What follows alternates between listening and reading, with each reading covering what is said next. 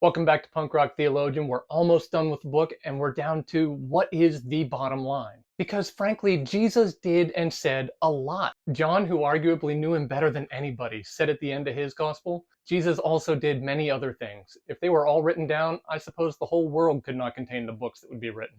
Which begs the question, how are we supposed to remember all of it? And if I'm afraid I'm not going to, what's the most important thing? What can we make sure that we drill down to the very bottom line? Well, the awesome thing is people asked Jesus that, and he already answered the question for us. Bible nerds know it as the Great Commandment. Find it in Matthew 22, starting at verse 35. One of them, an expert in religious law, tried to trap him with this question. Teacher, which is the most important commandment in the law of Moses? He said elsewhere, he's not getting rid of the law, he's here to fulfill it. And so what is it he's fulfilling? What's the most important thing? Jesus replied, you must love the Lord your God with all your heart, all your soul, and all your mind. This is the first and greatest commandment. A second is equally important. Love your neighbor as yourself. The entire law and all the demands of the prophets are based on these two commandments. The first part's fairly straightforward. Love God with everything. All you've got. We would probably say with every fiber of your being. Now, you can spend a lifetime unpacking how to live that out, but the overall idea of what he's teaching is not hard to wrap your mind around. That whole love your neighbor as yourself piece is a little trickier. In Luke 10, someone actually asked him the question, well, exactly who is my neighbor? And in response, Jesus gave the famous parable of the Good Samaritan. I don't have time to give you the whole thing, but in a nutshell, an innocent guy is robbed, beaten, left for dead. Two religious people who should have been helpful come by, notice him, and walk on by because they've got important stuff going on in their own lives. Another guy comes along who's actually a national enemy of this victim and shouldn't want to have anything to do with him, but he has compassion and he helps the man and he makes sure that he gets medical attention. And he sacrifices his own resources to help this guy recover. And Jesus tells us to be like him, not the ones who are focused on their own agenda. Simply put, your neighbor is anyone you encounter. We're all created in the image of God, and every single human life is incredibly precious to God. The Old Testament taught both of those ideas, and Jesus repeatedly affirmed them. By that criteria,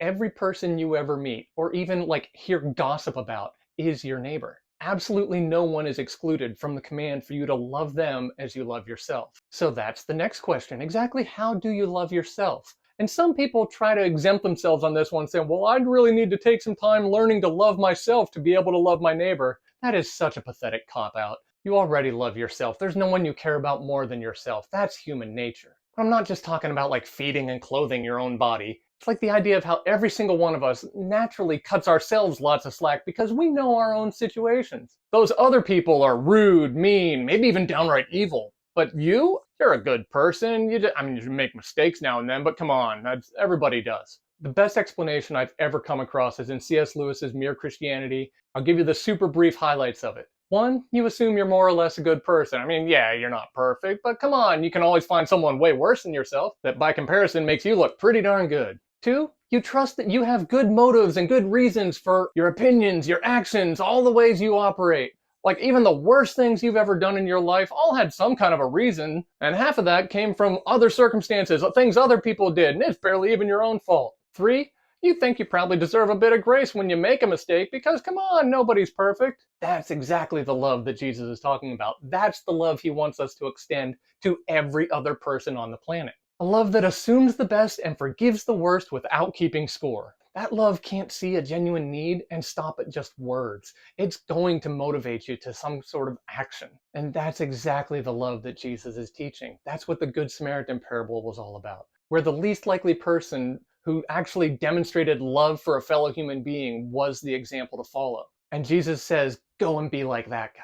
It doesn't take complicated theology to understand that. We can all get what that means.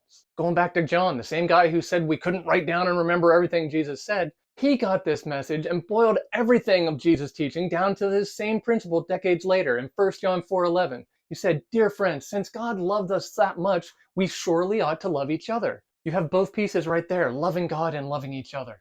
Just to make it extra clear, a little while later in verse 20, he says, if someone says, I love God, but hates a fellow believer, that person is a liar. For if we don't love people we can see, how can we love God whom we cannot see? And he's given us this command. Those who love God must also love their fellow believers. Because that's what love looks like. That's the love Jesus was talking about, and it's what he calls us into. So I don't see any way that we can try to downplay and resist this instruction today and try to exempt ourselves from responsibility and still claim to love and follow Jesus. Jesus told us to love each other. If you read through the New Testament, you'll see countless examples of this kind of mind-boggling sacrificial love. Plenty of people didn't understand it, lots of them mocked and criticized it, but no one could deny it. And I think the world would be a much different place if Christians would stop arguing over the things we can't agree with and pointing fingers at people who don't act the way we want them to, and just focus on loving each other and the world around us, every single person you ever encounter, like Jesus taught us to love. If we can just cut the world around us the same slack that we cut ourselves every single day, we'll be off to a really good start.